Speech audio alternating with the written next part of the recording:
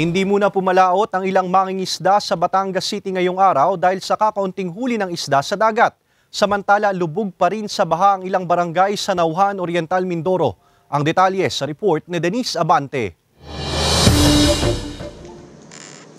Naabutan ng GMA Regional TV Balitang Southern Tagalog ang mangingisdang si Mang George na inaalis ang ilang mga gamit pangisda sa kanyang bangka kaninang umaga. Hindi raw muna kasi siya papalaot ngayong araw dahil wala rin siyang mahuhuling isda. Kasi wala naman ngang mahuli ngayon, wala namang labas ang isda sa laot. Panapanahon lang, pag mayroong buwan na maganda labas ng isda, mayroon talagang wala.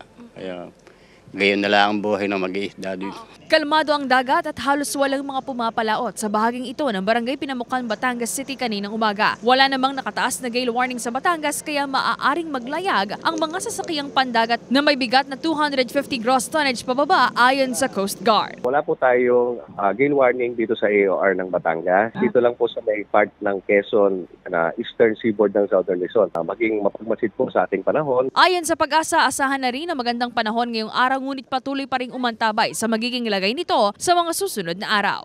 Generally, fair weather po ang maranasan po natin with isolated light rains ngayong araw po. Base po sa forecast po natin, today po hanggang November 21 po, magiging generally fair weather po yung maranasan natin sa Calabarzon at sa Mimaropa. Low chance pa rin po na maging bagyo yung binabantayan po nating low pressure area at ito ay may layong 860 kilometers east of Northeast Mindanao po. Umaasa naman si Mang Greg na matapos ang pag-uulang naranasan nitong mga nakaraang araw ay makakahuli na sila ng mas marami pang isda. Mas maganda raw kasi ang huli ng isda matapos ang pag-uulan.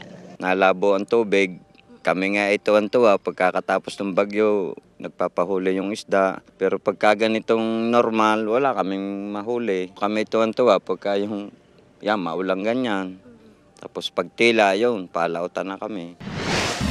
Samantala sa Barangay Andres Ilagan sa Nauhan, Oriental, Mindoro, sumakay na sa dump truck ng munisipyo ang ilang mga residente para makatawid sa kabilang bahagi ng barangay dahil sa abot-tuhod na baha. Ayon sa MDRRMO, paraan ito ng lokal na pamahalaan para matiyak na ligtas ang mga residenteng makabalik sa kanilang mga tahanan mula sa bayan. Sa ngayon, isolated rain showers na lamang ang nararanasan sa ilang bahagi ng bayan at unti-unti na ring bumababa ang antas ng baha sa 5 barangay na nauna nang naiulat na binaha nitong mga nakaraang araw.